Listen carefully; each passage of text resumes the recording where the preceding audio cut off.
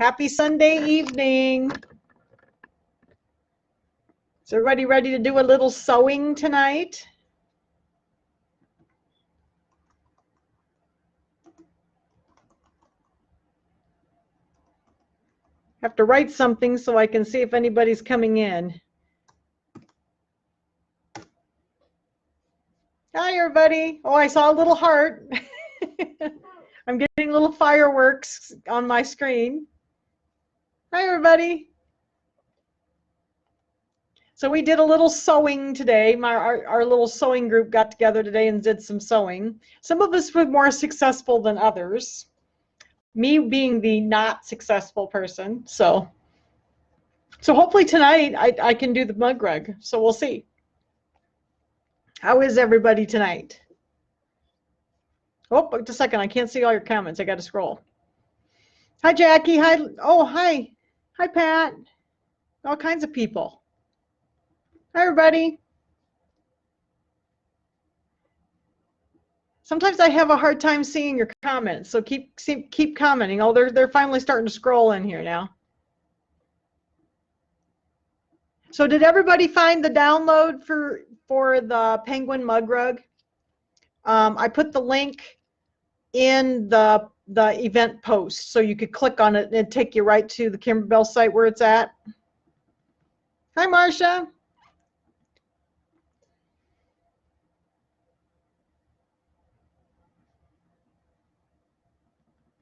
So anyway, I was having a little trouble sewing today, so I finally just gave up and came home.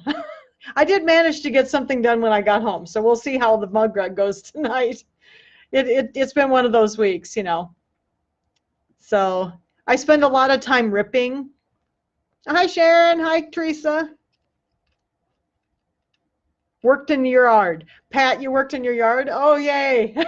Well, it was a nice day, though, today, wasn't it? It warmed up pretty nicely. I'm kind of not an outdoor person. I don't like to be outside. I kind of like to sit inside. Isn't that terrible?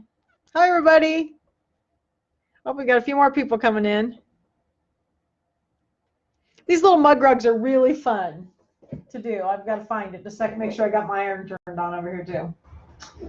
These little mug rugs are really fun. This was a free design. I think they put this up last Christmas, around last Christmas time, or right after Christmas, with the little penguin on it. Isn't it cute? This was really fun to do. I haven't made any of these. What were you sewing? Oh, well, Marianne, I was sewing a project, hopefully for December, if Jan can ever get it to work. I'm working on a Christmas settee pillow. So hopefully the settee pillow will become a reality. I got one panel done when I got home, and it's okay. I've been having some alignment issues and been having some alignment issues, and then, you know, I'll fix one thing and then something else will break. You know how it goes. It's been one of those things that nothing went right. I'm getting there. Hi, Janan. Hi, Mary. So yeah, so isn't that cute? And so this is what we're going to do tonight. And it's got a bunch of cool stuff on it. It's not only just applique, of course it's applique, but then we're going to do a little, the white on the little face is glitter vinyl. It's heat transfer vinyl or glitter vinyl. And then there's some standard applique. And then they do the chenille down here. And oh, hi, Denise. Can see everyone's come, but I must be having technical problems in viewing you. We'll check again in a bit. Okay. So I think, is everybody hearing me okay? You must be. Everybody's talking. Hi, Judy. So everybody can hear me okay? Just send some thumbs ups if you can hear me okay. I think you can. So, and then, but this chenille down here, this fuzzy stuff, the first couple times I did it, I didn't really like it too much. Oh, good. So you're hearing me. Awesome. I had some problems getting this to work when I first started doing some of the Kimberbell designs, and they're kind of into the chenille. And so I found a high-tech tool for the chenille. So I'm gonna hide it here until we get ready to do it. But it's a very high-tech tool and it works very well. So I did finally find something that works better for the chenilling. So. Oh, you can't get the video on your computer. I mean, I think everything's okay. Everybody else seems to be seeing me, Denise. I'm sorry. Maybe you can get on an iPad or your phone. So anyways, this is what we're going to do tonight. And like I said, it's a free design. I put the link in the event, so you can just click on it and go right to the page. If you want to just go to Kimberbell, you can go to kimberbelldesigns.com, and it's under the media, the little media tab, and it's under penguin mug rug. So it's there on the website for free. So, but I thought it was cute. I hadn't made it yet. I downloaded it last year, and I thought, oh, that'd be fun to do. We can do a little mug rug. So I thought it'd be fun to have make these for gifts and maybe put a mug and fill it with like hot cocoa or something like that. So I just thought it was cute. So, okay. So it looks like we got quite a few people in here. Let's go ahead and get started. So I got to get a couple things organized. I've got a lot of stuff on my table here. Okay, so let's get this camera turned around. You can't see me? People are having trouble seeing me? It looks like it's running okay. Is there just a couple of you? Try going out. If you're having trouble, try going out.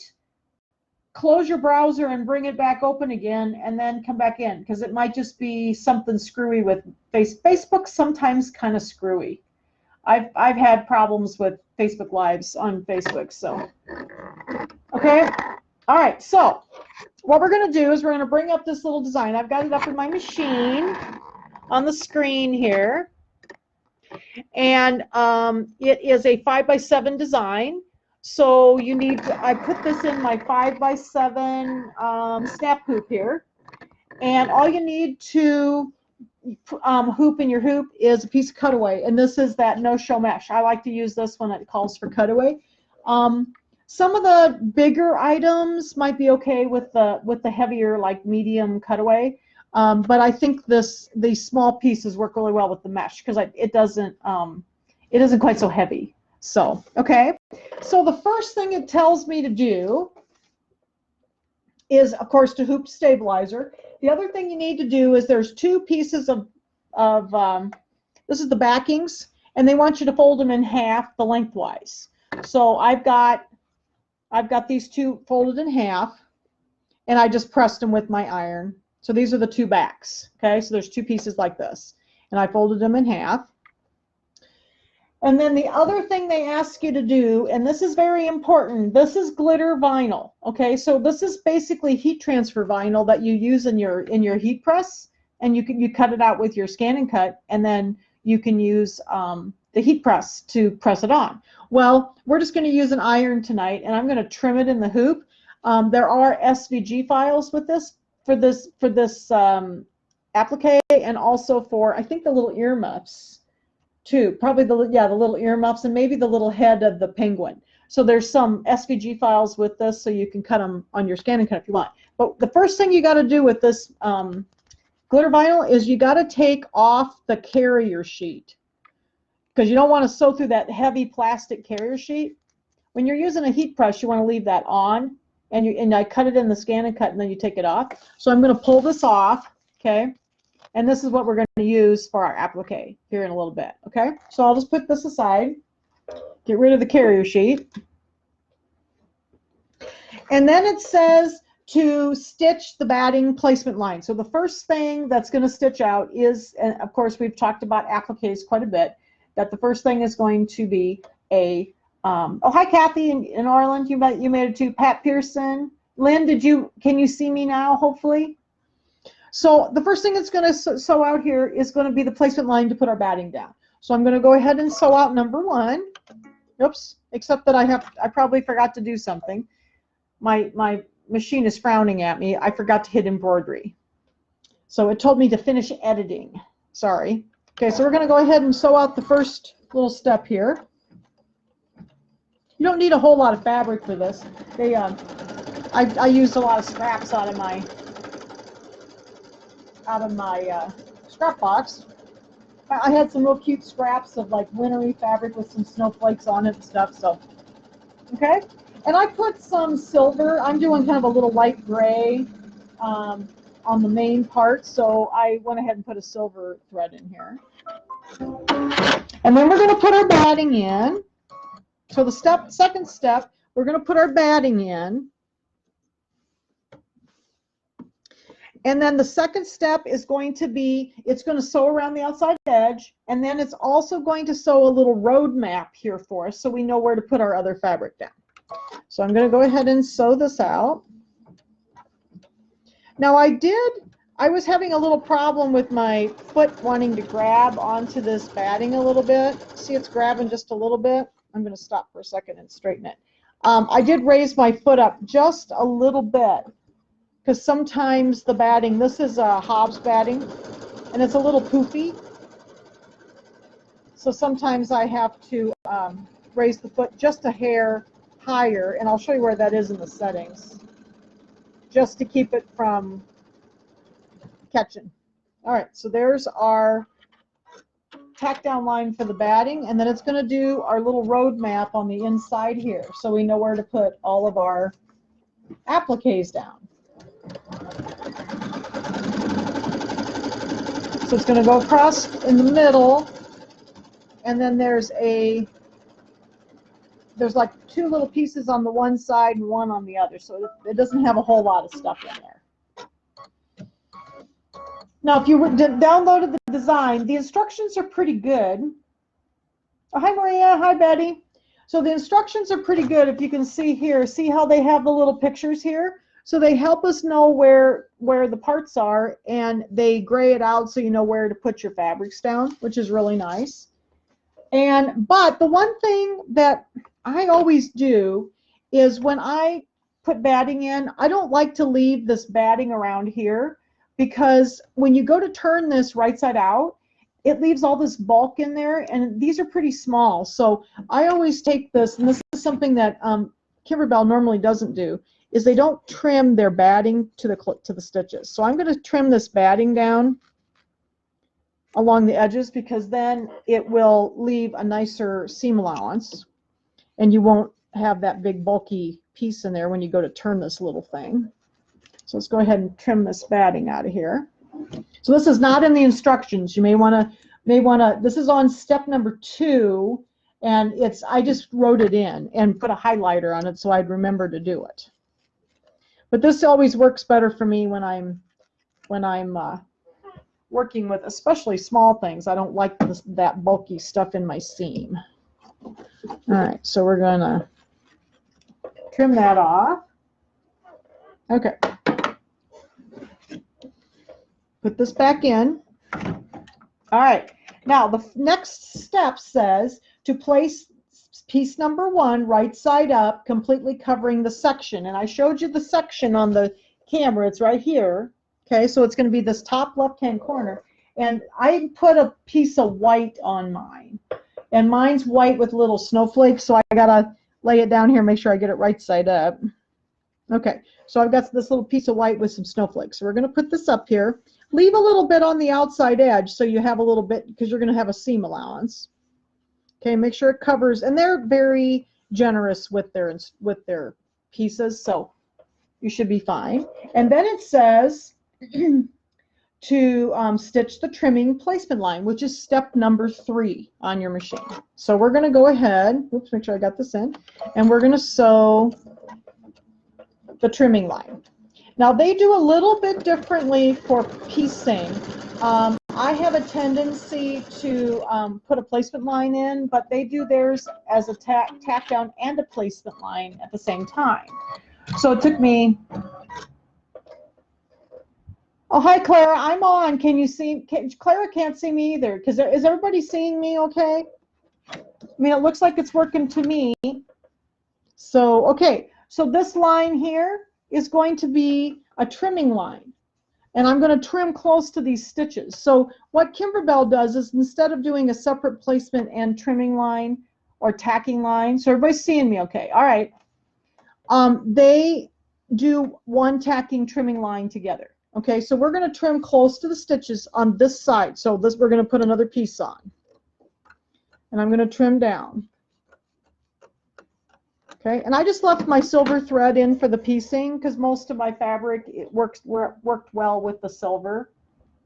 Second here. Okay, so everybody's seeing me okay? Great. Okay, so now I'm going to put this back in. Second, I got to turn my page. I want to make sure that I'm going by the instructions. Sometimes I just look at the pictures or the stuff on the machine and I don't read the directions, but I want to make sure I'm telling you correctly. Okay, so we'll put this back in, and it says place piece 2 fabric right side down, centered along the line stitched. Stitch the seam stitch. So I used a piece of green with little polka dots for this bottom section, but we want to put the right sides together here, just like you would be sewing this. I'm going to put the right sides together like that, and it's along the entire line, nicely covering it. Put this back in my machine, and then we're going to stitch the tacking stitch.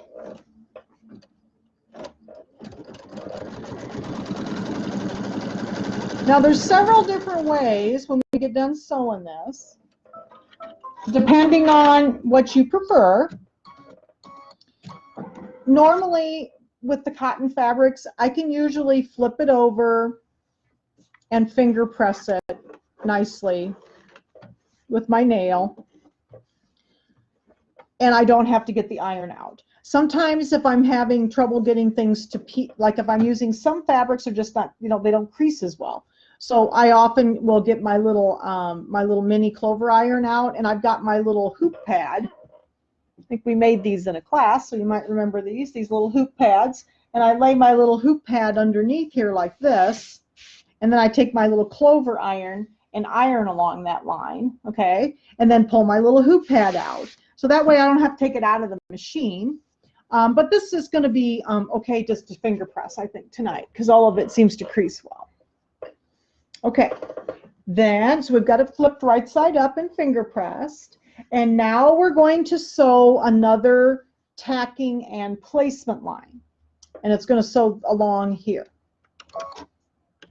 So I have to remember when I do these, I kind of, the first time I did one of the paper piecing, Kimberbell paper piecing designs, I just had to kind of read the directions and see what they were doing, because I digitize some of these too, and I do them differently. So it's like, oh, I have to be careful and make sure I'm paying attention. Okay, so now we have another placement line here, okay, and we're going to trim again close to those stitches. So I'll pull this back so I can get to it. We're going to clip close to these stitches here.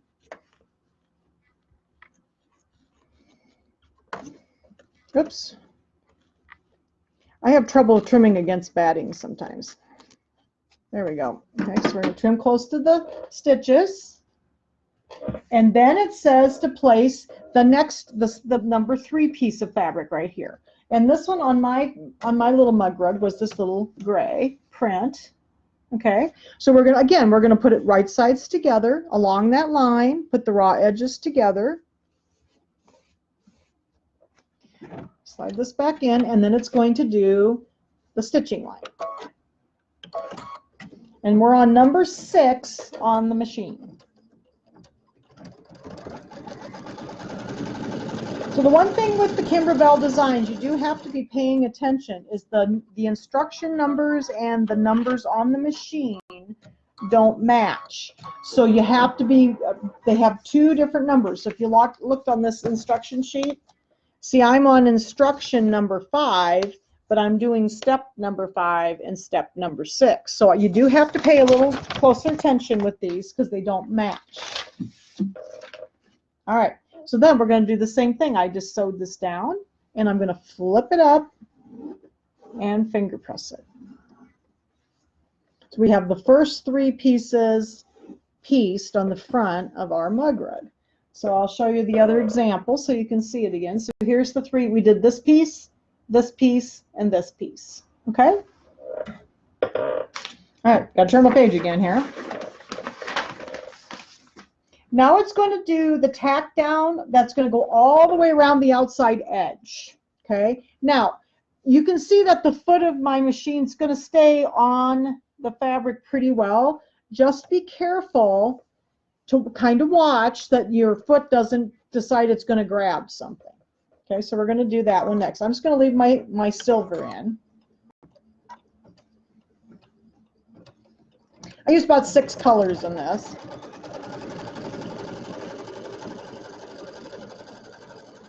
I'm just going to watch that something doesn't scoot on me. Looks like it's doing pretty well. I got a little bit of a scoot there. But you know what? Once we do I got a little scoot right here. Did you see it? I couldn't quite catch it. So I will, when we do I can see on my phone, but not via my PC. That's weird. So anyway, I think right here where that little scoot got up here, where my finger is, when we do the quilting, it'll be fine though, because we're going to do pretty close quilting, so it should take care of it. So this next step, which is step number 8 on your machine, but it's instruction number 7, change the thread to the desired color and stitch the background quilting. And it's going to be on the little part where the little penguin is going to go. So I want to go ahead and change to the white for that. So I put white thread in here. Oops. Get to watch me thread the machine again tonight. I think like I said, I think there's 6 colors in it. Okay. So hopefully that'll take out that little scoop that I got in there. I usually try to catch it, but I couldn't quite catch this one. It was really close up here. Like you can see where my finger is, it's right up there. I think it'll be all right. The way my day's been going, I wouldn't be surprised. I've had all kinds of problems. Every time I've been still working on the Christmas pillow, and every time I've tried something, you know, I fix one thing and then something else breaks. So, but I think I might have it now, and I did the first panel before class tonight, and I'm hoping to get another panel done.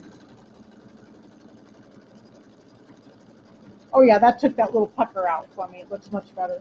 So it's just nice little lines here. I don't know if you can see it too well. The white on white's a little bit glary, isn't it? Let me see if I can pull it down just a little bit. Maybe it'll take care of some glare.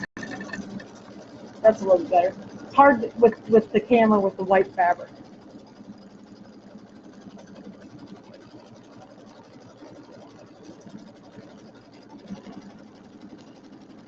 So we have to do some quilting, of course.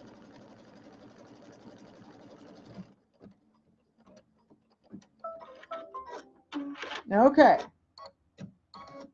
So we got the quilting done, and the next step, number 8, and it's going to be step number 9 on your machine, is going to be an applique placement line for the little penguin's head.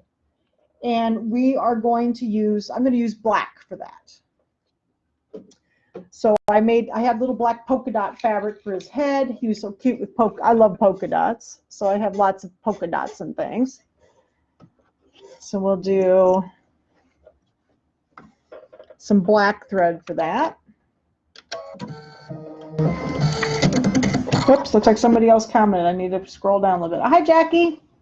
Okay, so now we're going to go ahead and sew out. This is step number 9 on the machine, and it's going to be the placement line for the penguin's little head. Gotta find the fabric here.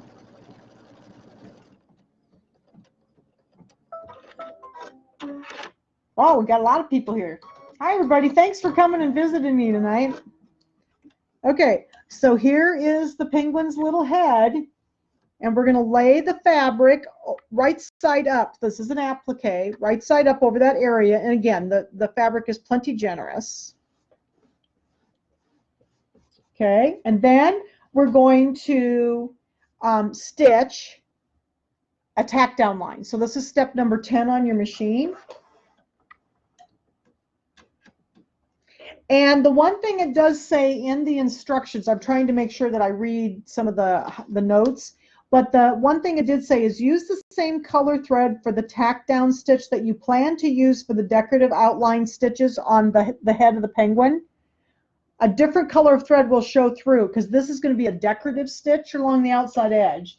And you may not be able to see it very well on the camera, but it's not, it's kind of open.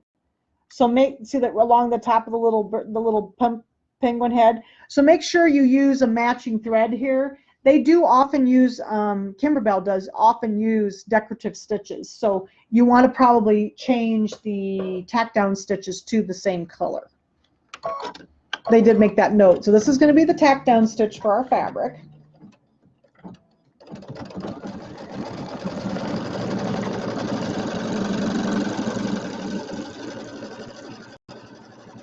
Now with this lovely black, I may have to put my glasses on to trim it. I have so much batting. I was trimming batting earlier. I've got batting all over my glasses here.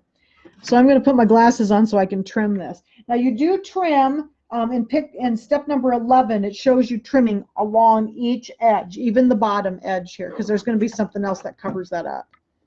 So we're going to trim the fabric close to the edges here, or close to the stitches. I have a hard time seeing dark colors, so when I trim, I've started wearing my glasses with all this dark fabric. The light ones, it doesn't bother me, but I've also learned as I've gotten older, I need more light. I have lots of light in my room. Oops. Hope I'm not making you sick. There we go. I keep bumping the camera. All right, so there's our applique. I need to trim just a little bit more there. Didn't do a very good job, did I? Okay. So there is our penguin's head at the applique. Second, I'm trying to get my pages to turn. Okay. Then the next step is again going to be a placement line, but this time it's going to be for the inside of his little face. And that's going to be white. So it's this white glitter vinyl we're going to do next. So I'm going to change my thread to the white so that it's matching. I generally, with Kimberbell, I've kind of gotten so that I always change my thread, and even for the tack downs, to a matching thread to the fabric. Because so many times they use those decorative stitches, and if you use a different color, it will show through the decorative stitch. So I normally change to a matching thread for the fabric or whatever you're going to use for your outlines. Okay. And this is step number 12, I think. Nope, 11. Step number 11 on your machine. So it's going to be a placement line. This is going to be for the glitter vinyl.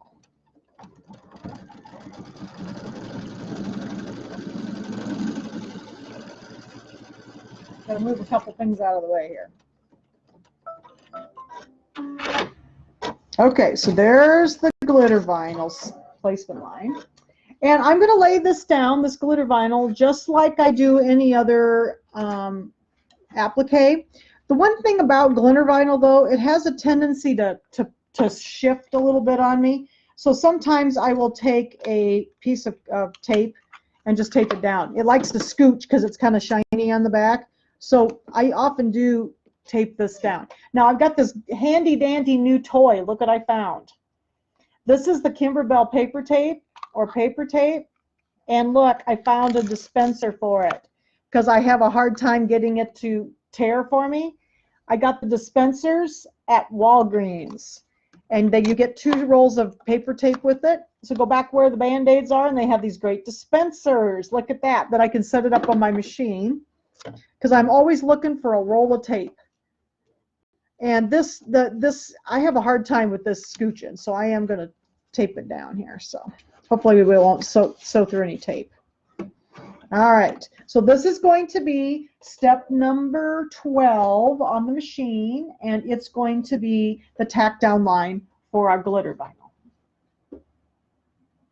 Oops, second here, somebody commented, I can't get it to scroll. There we go. Can I just use fabric? Yes, of course you can just use fabric. I don't have the glitter sheet. Yeah, I get the glitter sheets. I got this glitter at Hobby Lobby, and they have them on sale every other week. Whoops, I think I just unthreaded my machine. No, just a second. We got to rethread. Let's try that again. I get it at Hobby Lobby, and they have it on sale about every other week, like 50% off. So it's a good deal. And no, you can just use regular fabric.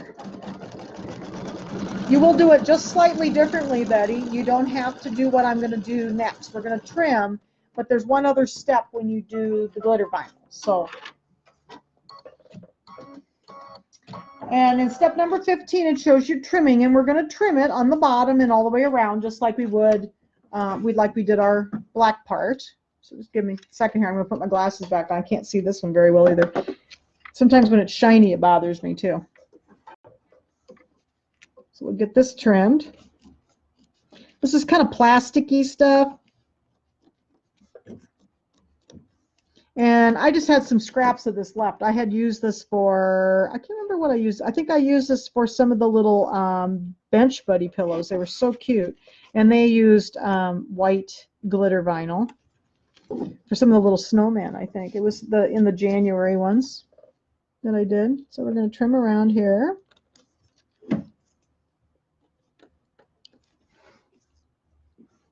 Hopefully you can still see me. I'm trying to keep it in the camera.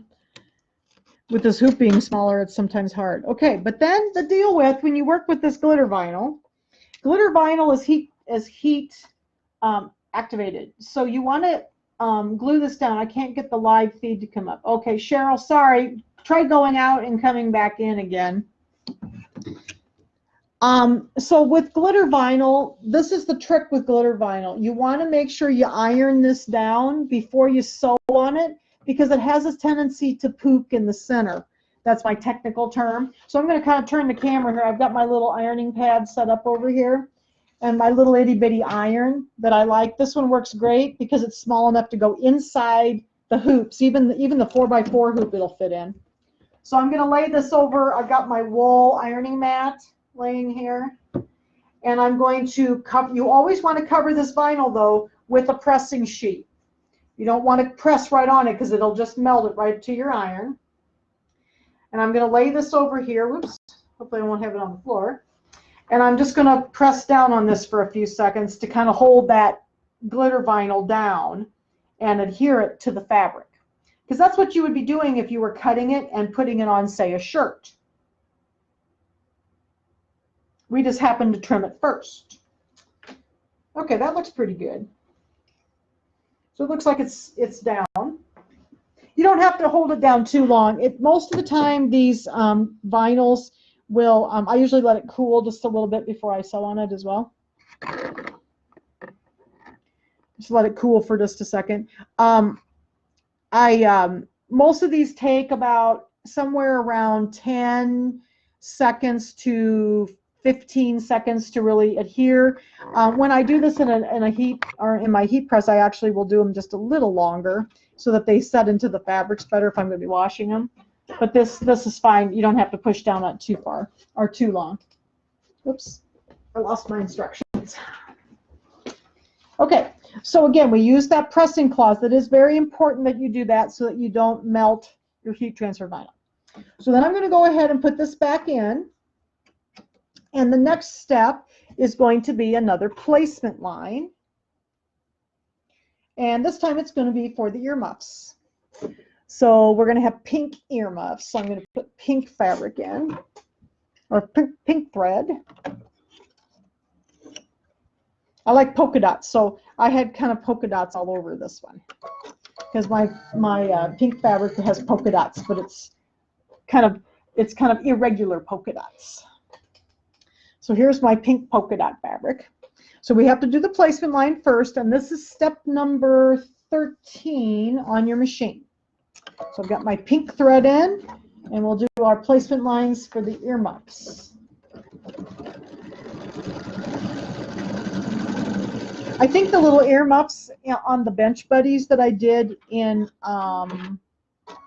let's see, that I did, I think it was the January pillows that had the little penguin on it. And they had fringe earmuffs. The little penguin on there had a fringe earmuff. It was very cute. So they gave us a big enough piece that it's kind of long and skinny so that you can do both earmuffs at the same time. So I'm just going to pull this back so you can see. I'm going to lay my fabric then. Got to turn my page though. I'm going to lay my fabric down over the 2 placement points of my earmuffs. And the hardest part about this is that, you know, there's polka dots in here. So, you know, wherever I lay this, I'll never miss, I'll either miss all the polka dots or I'll get a whole bunch. So who knows? We'll see how it goes here. And then we're going to do the placement line. Or sorry, the tack down line. But it made it easier because you could do them both at the same time.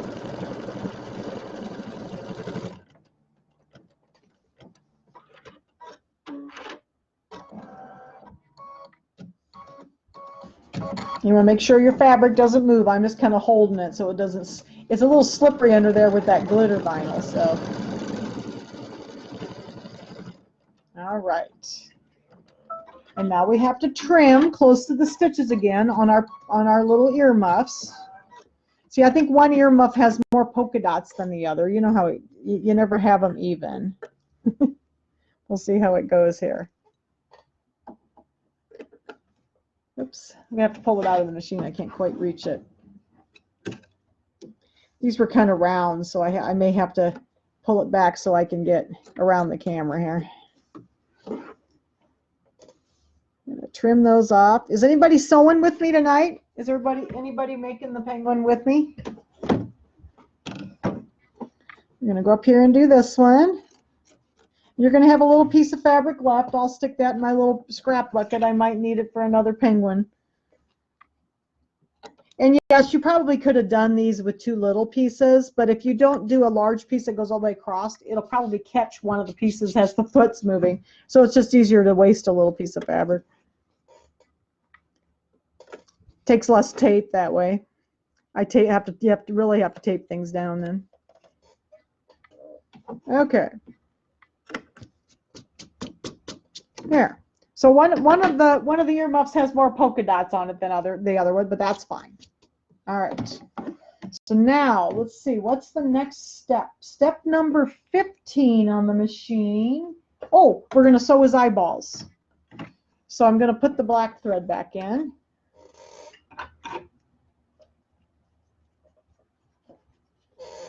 Let's see here.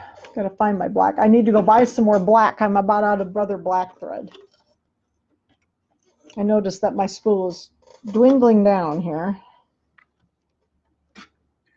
I've been using the Brother thread. They call it Simplicity Pro now, I think is what they call it. I've been using it quite a bit lately. It sews through the machines really well, and they have a lot more colors than they used to. You know, years ago they had like, oh, maybe 60 colors is all, and now there's like almost 200. So I actually use this thread quite a bit now because I have a lot more choices of color. All right, so we got the eyeballs here. Looks like I got a little jump stitch in the middle. We might as well clip that now. Must have been close enough. It left a little jump in there. Just get it, oops, maybe clipped out of there. I need to get my other scissors out. These are the sharp pointed ones. Let's see here. I like my little gingers. They have really sharp little points, so I can get those little jump clips out of there. Okay, so there's the eyeballs. Oh, I've gotten a couple more comments. Give me a second here. I gotta scroll up. Okay, people are saying they can't find me. They can't comment. No comments here. Joined. I can't either. I'm seeing everybody's comments. Are you still hearing me? Some people put thumbs ups. Okay, if you can hear me, because everything looks fine. Everything's moving on my end. Okay, so what step are we on? We're on step number. We're on step number 22 in the instructions. It's 16 on the machine. So you're still hearing me. Okay, I'm just going to keep going. If you're having problems now, you can go back and watch the video because it may be just fine with the video, because that sometimes happens that people can't hear the live. It may be like if your internet's slow, sometimes it buffers. But then you can go back and watch the video afterwards, okay? So number 22 is step in the instructions, and then step number 16 is his little beak. So we're going to make his little beak orange.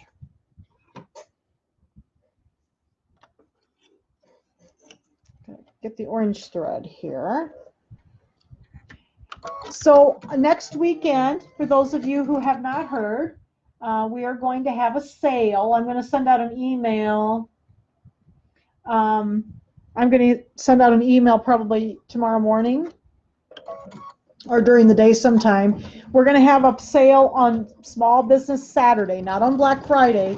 Saturday is the next day, the Small Business Saturday. And it'll be in both stores. And we're going to have like a progressive sale that, you know, from 10 to 11 you get a certain discount, and from 11 to 12 you get a certain discount, and then from 12 to close you get a different discount. So just be watching your email. I'm going to send that out. I think it'll be lots of fun. And we'll do it in both stores. So for those of you that are closer to Davenport or closer to Iowa City, it'll be in both stores.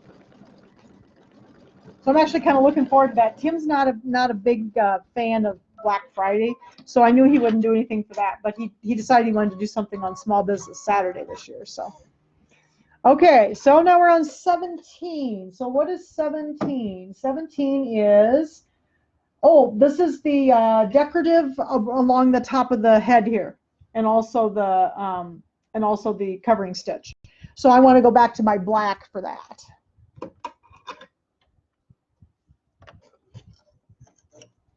So I'm sorry that people are having some problems tonight, but I'm sure you'll be able to see the video okay, at the recording okay. All right, so now it's going to do, there's a decorative stitch, and then it's going to make his hair. He has little hairs up here on the top of his head.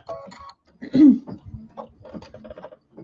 this is number 17 on the machine, and step number 23 on the instructions. But this one is kind of sparse. It's like a decorative kind of a motif stitch. So it's definitely one that you would want to try to match your tacking stitch, because you would see it through there. I'll turn my page while we're sewing so I know where we're going next.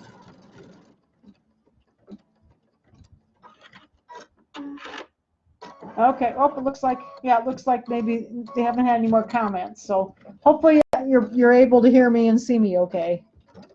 All right, so it's going to go along the top of the head now. And it's kind of cute. He has this little top knot on the top of his head. It's very cute.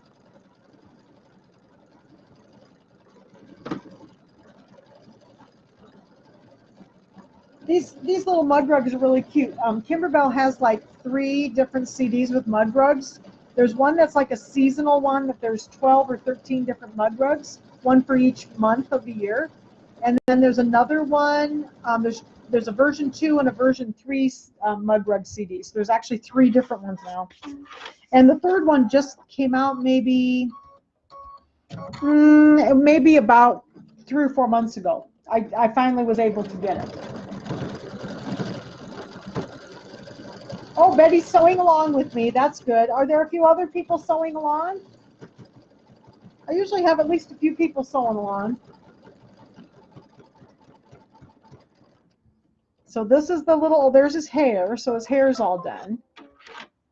Okay, so the next step, let's see, I have to see on the next step is going to be the decorative stitching around the outside of his little white face. So we're going to switch back to the white for that. And I think this is kind of a decorative stitch also. Get my thread here. With the camera in front of me, it's hard for me to reach the thread stand. Okay, so we'll get this in here. And we'll do the decorative stitch on the little face. Now the reason you want to press that down, you know, we pressed it down to the fabric. When you go to do this, if you didn't press this down, it would really bunch up in the center. So it's important that you iron it down to the fabric. All right. Get this out of the way. Let's see what the next part. Oh, the next part is the earmuffs again. So we're going to go back to the earmuffs. So it did do a decorative stitch along the bottom of the little head here too, even right along the edge of this fabric. So it covers up that little raw edge, which is nice. Isn't his little, I know, Teresa said she loves his little spiky hairs. Aren't they cute? Yeah, all of this stuff from Kimberbell is so whimsical and cute. I really enjoyed making it. And I like penguins. I think penguins are very cute for the winter. But I thought this would be cute to make a little mug or something, and then maybe fill it with cocoa or cinnamon sticks or something like that. So I thought it'd make a nice gift. If you just need to make some real fast little simple gifts for people, then it would be something that would go really quickly.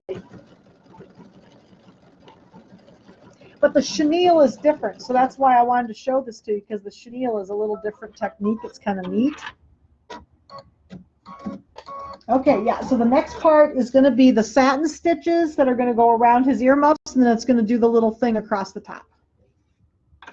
And this is step number 19 on the machine.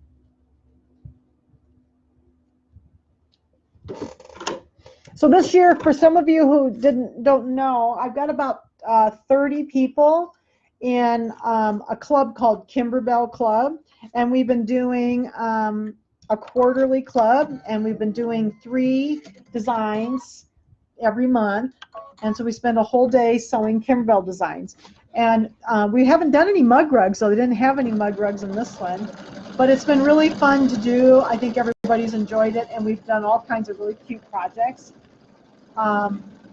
For those of you who don't know much about Kimberbell, I think their designs are very user-friendly, they're easy, and they're so cute, and a lot of them are real small. So if you just want to do some real simple little small design, like these mug rugs, they're just so easy. And the other things that were really fun that we did these cute little ornaments. Lynn had a class, and we did these darling little Christmas ornaments. Just a second, while this is sewing, I'll grab my, I think I've got it back here. I don't have all mine done yet, but this is my first Christmas ornament. And you put them in the little, so you put them in the little hoops, aren't they cute? And these are Kimberbell designs. They have 2 CDs that there's like 24 different ornaments. I think there's 20, no, there might be, yeah, there's 24. I think there's 12 on each CD. And, oh, let's see, what else have we done? It's like I got to get this to focus again. Sometimes if you, there we go. If you put something too close to it, then it won't focus back again. We did, like this last month, we did a paper piecing in the hoop. It's sort of like a paper piecing design, and it was a leaf. And we did, a bag with joy on it. There's a little reindeer, and it said joy for Christmas. And they have these really cool tote bag blanks that the tote bags lay open flat. So you don't have to try to get it in the machine. You can just sew it up after you're done sewing on it. And what else did we do? We did, it's like a little hot pad that looked like a little owl. He was so cute. It was like those little hot pads you put your fingers in, and you can just clip, grab a hold of little things with it. And that was really cute. So that's the 3 we did this month. And then next time we're going to do one of these little hoops, and it was a little Easter ornament. So we're going to do one of these little hoops, I know. And I think there's a mug hug.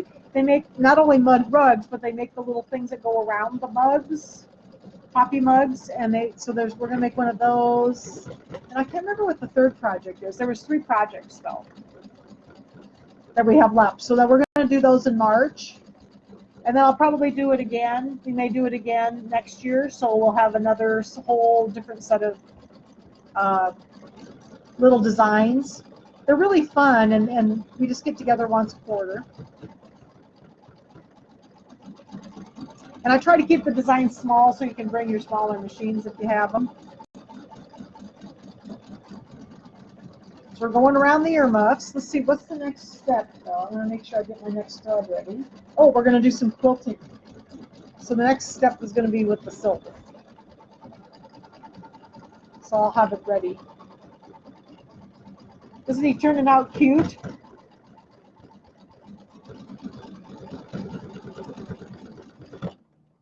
Well, I had intended to have something done for tonight, but I didn't get it done. So I'll show you a picture of it once I do it next week. I want to make a mug to match to go with my mug rug. So I'll put a picture up on the group once I get it done. I'll do it next week while I'm working on something else.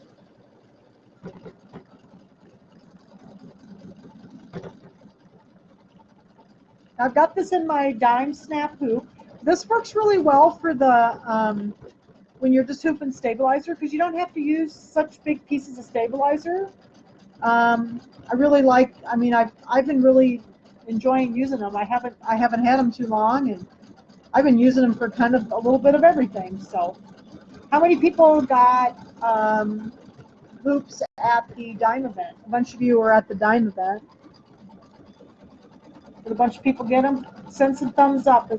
Thumbs ups if you got some dime hoops.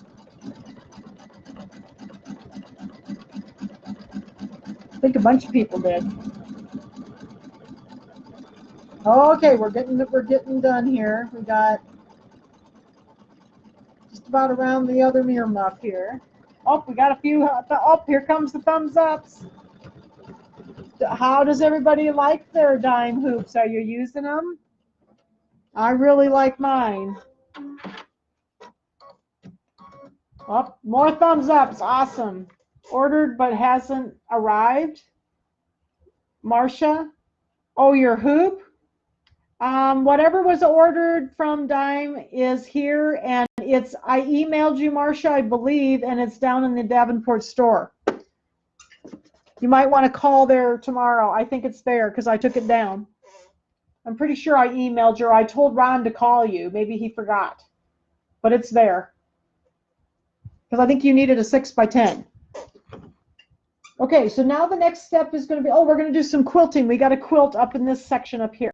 So I'm going to put the silver in to do that. Do a little quilting. I think it was a cute little diamond pattern. Okay, so we'll do a little quilting.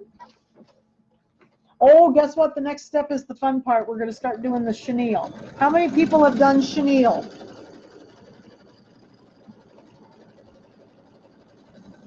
How many people have done chenille? Send me some thumbs up.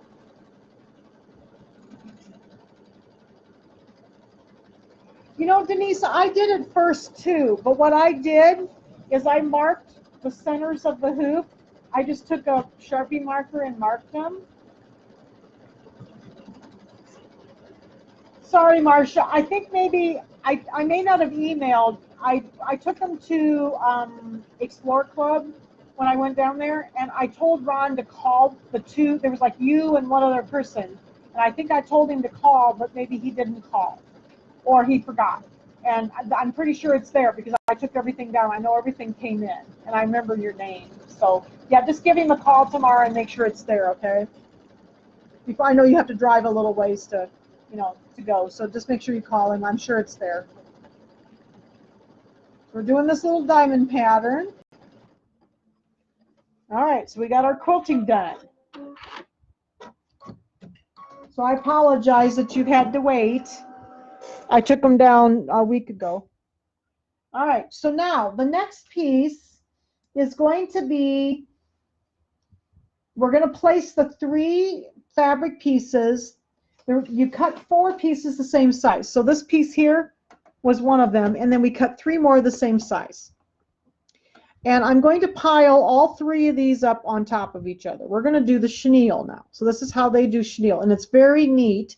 I always had trouble, though, getting it to look really nice and fluffy. So I'll show you my secret weapon here in a minute, okay?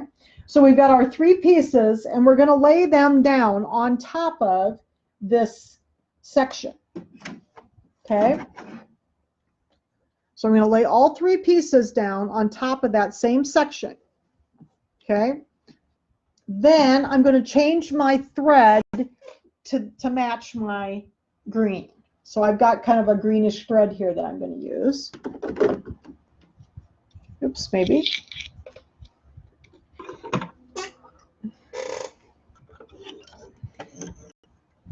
And I'm going to go, this is step number 21 on the machine. Whoops, second here. And what it's going to do is it's going to sew in a tacking line all the way around these sections, and then it's going to sew a bunch of lines in here. All right. So let's get the, I'm going to kind of watch this because all 3 of those are kind of piled up there. So I think it does the little lines first. Yeah, it does. I can't remember if it did the lines or the outline first.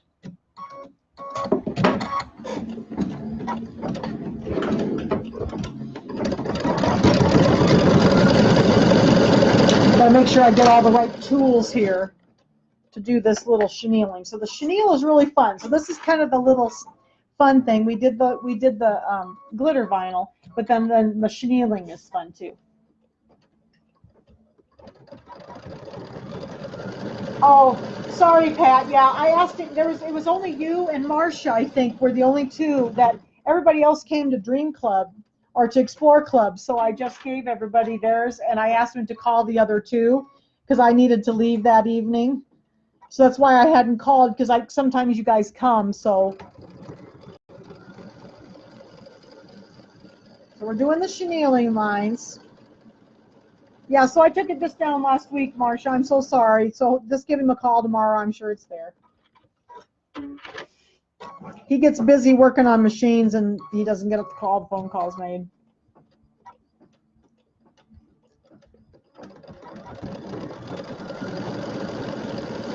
So it's going to do a bunch of little lines. And the first time I did a chenille, I'm like, how the heck does this work? And so once I got the hang of it, I got along much better. But I've always had trouble getting it to look nice and fluffy. So the trick is, we want this to be nice and fluffy along here. And my chenille has never been pretty before, and I found this little tool one day when I was at the store, actually. Because what I normally use, I couldn't find, and I used something different, and it worked really well. So I have to kind of watch this. You kind of can't watch this just a little bit because it likes to scooch a little bit if you're not watching. There's 3 layers here, so.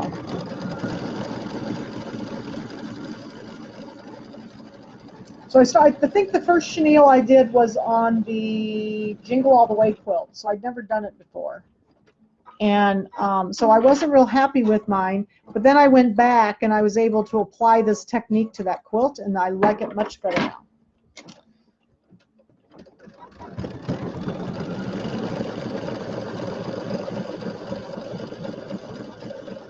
Getting just about done. Got a couple more lines to do.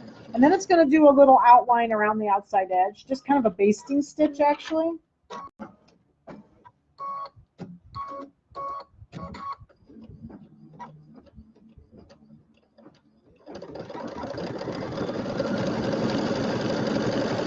Keep it from jumping around on me here.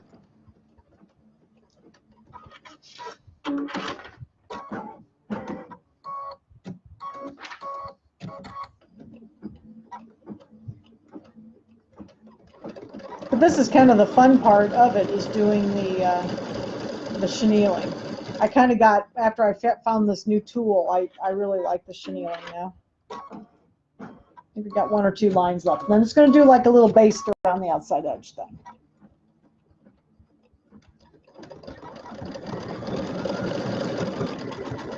There it goes. Now it's going to baste. Now we're actually going to remove that little basting stitch so it won't stay in permanently.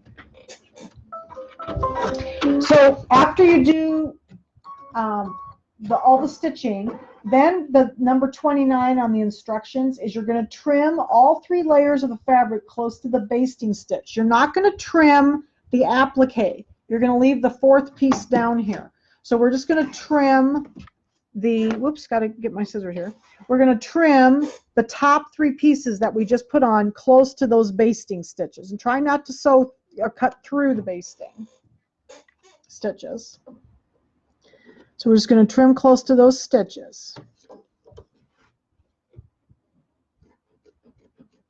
And I'm trimming through 3 layers.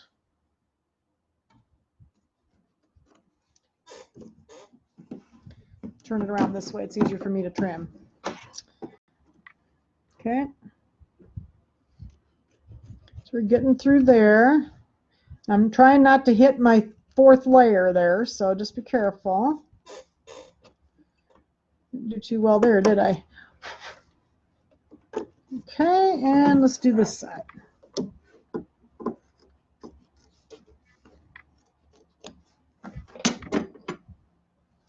Okay, then on number 30, it says to remove the basting stitches. So I've got my seam ripper here. If you give me a second, get some of this stuff cleaned off. I've got my seam ripper, and I'm going to take these basting stitches out and do the best you can. Sometimes I have to do a little bit. It takes me a minute to do this. I'm going to put my glasses on again so I can see them. They're pretty long, so it doesn't take too long to take them out. Except when you're on camera, you know, and having people watching you do it. Oops. So the little basting stitches were just to help us trim down to the size. And some of the designs that I've done, you're actually trimming, you know, to like a specific shape of a little creature, or like I did some Christmas trees this way, or like you might do a Santa's beard. So that little basting stitch is not always just a rectangle. Like this was just kind of a basic shape, but some of them have more of a shape to them. Looks like I'm making progress here. Around there.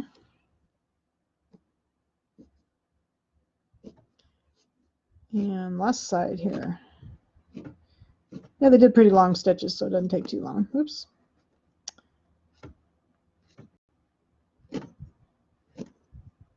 But yeah, the first time I did this, I was like, how the heck is this done? So it really makes sense after I did it a couple times. But okay, so now I've got all those basting stitches out of there. Then we're going to take a pair of scissors, and you want to trim. I don't know if you can see this very well. Let me see if I can get the camera a little closer. Okay. While I'm trimming, I'll get this as close as I can. All right. You can see the little lines. We're going to trim down the center through the top 3 layers on each one of these lines. And the scissors that work the best for me for this are not my regular embroidery scissors, but my little teeny little Ginger scissors like this. These seem to work the best for me. Sewing along with you while watching on my phone. Oh gosh, that's really weird that you can't get it to work. So what I'm going to do is I'm going to take my scissors and I'm going to slip it under the top 3 layers, and I'm just going to trim down the center of each one of these rows like this. Okay. I'm going to leave the bottom one alone, hopefully. I have trimmed into the bottom one before, but it still looks okay even if you do that. Oh, get that one done. Okay, here's another one. But these little scissors seem to work better for me because they have really sharp little tips on them, and they slide down through that fabric better.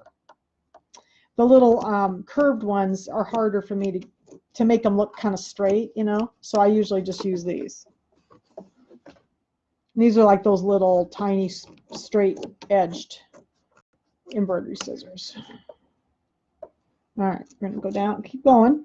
You see what I'm doing? I'm going to slide down through here. Whoop. And they have a whole set of, like, there's 2 CDs with like little pot holders that have chenille on them. And then I think they have like a banner CD with chenille. But the little pot holders are adorable. They have a whole Christmas one. and they all have the chenille on them. So now that I have my new tool, I'm going to try some of those other ones, because I was hesitating because I'd never got my chenille to look really nice, but this really makes it look great. Okay, one more. Okay, so I got through. So what I did is I cut through the top 3 layers that we had just sewn on, okay, like that. Then instruction number 32. What they suggested you use is like a emery board or a nail file, an old toothbrush that's kind of hard. So what I've done, what works for me, is I kind of go in and I kind of pull these little guys up a little bit like this, make sure they're all cut through, and I kind of pull them up so they're kind of standing upwards a little bit. Okay, stick my finger through in there and do that. And the reason why we're doing the chenilling before we're putting the back on is because then if we do this and then try to chenille, we will have, you know, sewed part of our chenille down. So, okay. So then I kind of get them to stand up a little bit for me, and here is the unveiling. I've been telling people about this. This is my chenilling tool. Isn't that a high-tech tool? This is a serrated plastic knife that I found at the store. I got the box of knives and stuff at Costco so that we would have knives at the store. But it's nice, and not all the plastic ones that I've seen will work. This is quite sharp, and it's very abrasive along the edge. So this worked really well. So what I'm going to do is I'm just going to run this along the fabric.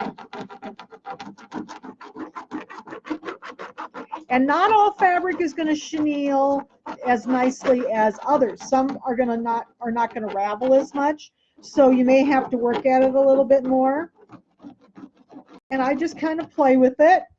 We're gonna play with it a little bit more here. But I kind of found that if I rub it along this way, it seems to do better. But this chenilling tool, I finally was able to get the chenille the way I wanted it to look. And now this fabric is pretty ravelly, so this turned out really nice and fluffy. So what do you think of my high-tech tool? Do you like that? So I'm going to work it along here a little bit more, and then what I do, you know, I'll work at it a little bit, and then I'll take and I'll get some of these little fuzzies off of here. You might have to snip them with a scissor. Oops.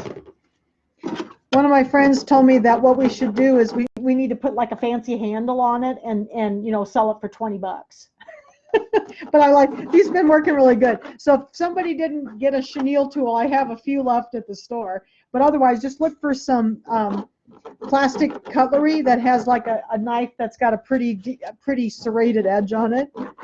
Look at there, isn't that nice and pretty and fluffy?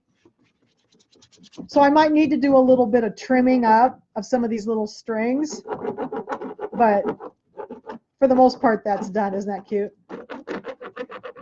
Because I could never get my chenille to look nice and fluffy like that. It was always kind of flat. So what do you think? Then I'm going to do I'll do some trimming when we get it done. Because I usually go in and trim up some of these little things. But isn't that cute? Look how nice and fluffy it is. So we're just about done. We got like one step left to do. What do you think? How's it look? Nice and fluffy? So I'll go back and trim it up a little bit. Well, I'll take a picture of it after I trim it up a little bit more. But you can see what I did with this one is I got it nice and fluffy. And then I just went back with my scissors and trimmed, you know, the long kind of strings that we're holding on there. Isn't that cute? So I need to work at this just a little bit more, but it's pretty much done. So that was my high-tech tool. It worked pretty well for me. And I was real happy that I finally found something that would let me let me get a good fringe or get a good chenille on this. So, okay. So I'll finish that, cleaning it up, and then I'll take a picture of it. So I'll put my high-tech tool away. All right. So the last step says to place the back pieces on top of the project with the folds towards the center. So just a second here, let's get some of the chenille off of my machine. Okay. How's everybody's chenille turning out? Are you chenilling? All right, so I gotta find my backs. Here's my backs. Okay. And this is the folded edge right here. Remember, we folded these in half, and I'm just gonna lay these down over the edge. And we do want them to overlap a little bit. So I'm gonna pull it up a little bit. Let's see here.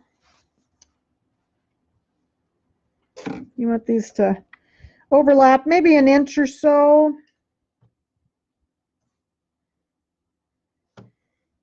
Now, the one thing that I have found with these, and it tells you to do this in the instructions. This is instruction number 34. It says to put tape across here, and you do want to do that because, so I'm going to get my cool tape dispenser and see I can pull my tape out and see I can cut it off. That's the part I have trouble with, this paper tape. I have trouble cutting it. So if you don't put this tape in here, and it depends on this, I can't remember on this design. Some of the designs, you know, when it goes around the bend here, it'll come back and it'll pull that one of the tops off. Oops. So I'm going to have my paper tape all messed up here. So we're going to tape all the way across this, because then a lot of them have a tendency to end in the center. So then it'll go up. You think you're okay by just taping out here, and then it ends up in the center, and it'll pull it up in the center. So that's not such a good thing either. Okay, so you do want to sew, when it tells you to put it all the way across, there is a reason for that. So let's go ahead and put this back in the machine. And I'm going to change my color back to my gray. Got my paper tape on there. I kind of like that little dispenser I found, because then I don't have the tape laying all over the place on my, I have this nice little dispenser laying on my machine, so that works good. Okay, so now we've got this all set down. I think it'll be okay. You could tape down here too if you wanted to. I usually just kind of hold it. But I do always tape in the center, because if you don't, things sometimes cause all kinds of issues. So.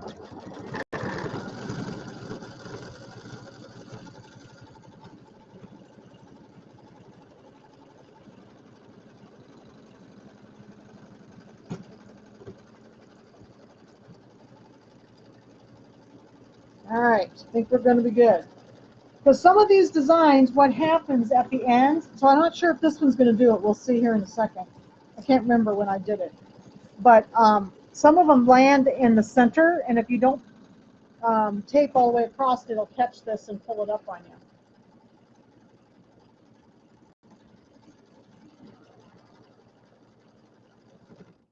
you. Okay. This one, though, I don't think it's going to do that. It might, though. Yep. So see, sometimes then when it moves back to the center to finish, it'll pull up something. But this one was down far enough, so it would have been okay just to tape the ends. But I usually tape all the way across just to save myself. All right. So now we're going to pull this out, and we're going to take the tape off. And the other thing about this paper tape, Kimberbell has it too, and I've got some of it in the store. I really like it. It does tear off so much easier. It's very hard to get painter's tape out of the stitches. And the paper tape's not near as thick. Everything pulls out of it so much easier, so you don't pull your stitches all the time. All right, we're gonna pull that off. I think we need to turn the page one more time. And yep, now we're ready to remove it from the hoop. Look at there. So we've got the little opening to turn it through in the back. And what I do normally, so I'm going to lay these up here, I like to just take my shears and trim around this. You can take it to your cutting mat and use a rotary cutter. I do about 1/4 of an inch. I usually just take my shears and cut around here, though. I'm lazy and don't want to have to go do the rotary cutter. And I'll just trim it with my shears. About 1/4 of an inch all the way around.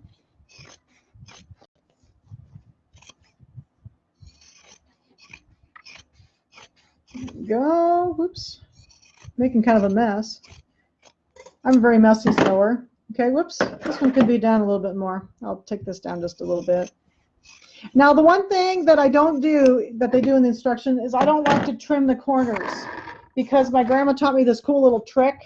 So I'll show you again. I probably showed you before. I stick my first finger up into the corner, and I pull the corner down to the seam allowance, and I push it into the seam allowance, and I make a corner, and then I turn it right side out like this. And I don't need to cut the corners, because if you do cut the corners, I always go through the center. So here I'm going to pull it down to the seam allowance, over to the seam allowance. I'm making the corner first before I'm turning it out. And it does a really good job. Okay. Get this one. Do it again. Pull it. I pull it towards me. I push it to the center, make the corner, and then turn it. You have to hold it real tight with your thumb. But I've always had really good luck doing this, and then I don't go through the corners because I'm not cutting them off. Okay, so there's my corners. Now I've got my cool little Floriani turning tool that I can go up into the corner and just, you know, finish making it nice and pointy, see? And I didn't cut those corners off at all. Most of the time I'd get pretty nice corners this way. This one's just a little rounded. There was a real thick spot right there. I think okay. And then I'm going to take that over to my ironing board. I'll trim up my chenille a little bit more. Take it over to my ironing board and give it a press. And then what I usually do, I know in the instructions it doesn't tell you to do this. I don't like these little openings back here. So I usually take my Steam-A-Seam 2. This is Steam-A-Seam 2. It's a little 1/4-inch roll of stuff. You can get this at like Joann's. And then you iron it onto the little opening, leave the paper on one side, and then pull the paper off, let it dry or let it cool for a second, and then iron this closed. So then you have this closed. So that's what I did on this one. I like it closed instead of being open like that. See, I ironed it down like this. So I'll do that after I finish my chenilling, and I'll press it a little bit with the iron. Just be careful that you don't press too hard on your, like see my little penguin? He puckered a little bit. See, I touched him with the iron by accident. It was like, whoops. So just be careful of your penguin that he doesn't pucker like this. I'll be more careful with the second one that I did. Okay? So are there any questions? Isn't that a fun little project to do? They turn out so cute, and they're easy to do. Wouldn't those be nice little gifts you can put in people's stockings for Christmas? And they're nice for winter. You can leave them out all winter. They're not just specifically Christmas. I have chenille all over my pants now. So what do you think? Can you do those? So I'll finish mine up, and I'll take a picture of it and put it up for you. And everybody was able to find the design okay on the website. I put it up in the event on the group, and then you can just click the link. Otherwise, just go to kimberbelldesigns.com and then go to the media section. And it's there, and it says Penguin Mug Rug. Okay? All right. Oops, we got some comments. People might have had questions. A second, I can't get things to scroll for me. So cute, isn't he cute? Yep, so this is a fun project. So hopefully everybody can make some mug rugs. Make sure you put them up on the group. You know, after you make them, put them up on the group so we can see them, because they're all different. You know, I made mine kind of like the picture, you know, kind of the rough colors, because I usually do that for samples. But please show me the ones that you've done so I can see all the different possibilities for the colors. Okay? So next week is the 1st of December, and there will not be a Sew Along with Jan on Sunday, because we will, on the 3rd of December, which is Tuesday, we will have, yeah, the 3rd. We will have, so we'll have sessions on software, and on Tuesday, is it the 3rd or the 2nd? Sunday's the 1st. Monday's the 2nd. Yeah, Tuesday's the 3rd. So we will have a sessions on software class on the 3rd of December. And then on the 8th of December, if Jan can ever get it to sew out, we will have a new Christmas pillow. That'll be the 8th of December class. And then the 15th of December class will be the Explore Club that we will also do in the store on the 6th of December in Iowa City. And the 12th is it the 12th? That is the, no, it's the 10th, I'm sorry. The 10th of December in Davenport. It was on a Tuesday. Okay, so that's the rest of the December stuff coming up. So we won't have So Long with Jan next Sunday, but we'll have the software class on Tuesday that week. Okay, are there other questions? Thanks so much, guys. You make my evening every Sunday coming to visit me and letting me sew with you. So I had kind of a rough week this week. Nothing's working. So I enjoyed coming home and doing this tonight. It made me feel so much better. So is there any other questions? Oops, second, I can't get anything to work. So wasn't it fun? Aren't these fun? So please make sure you put your pictures up for me so I can see. And I hope I can get my other little piece done that I wanted to do for it, but I just didn't get it done. So I'll do it when I'm working on the Explore Club. So, okay. So I'll put this up to say goodbye. So thanks so much for joining me this evening. And if you have any questions, go ahead and personal message me. And otherwise, I'll be seeing you and be watching your emails for the sale information about next Saturday. So hopefully I'll get that done tonight and it'll go out in the morning. So, okay. Good night, everybody. Thank you.